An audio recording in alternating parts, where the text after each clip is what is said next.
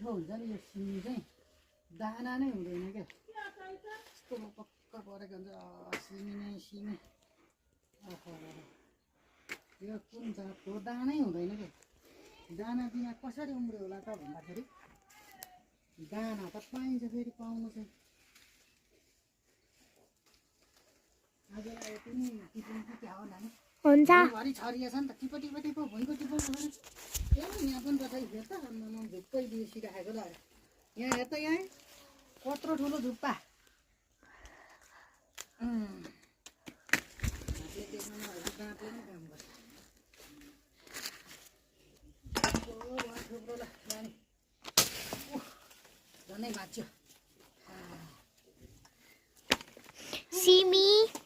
झन्नै लड्यो सब टिप्छ रे सब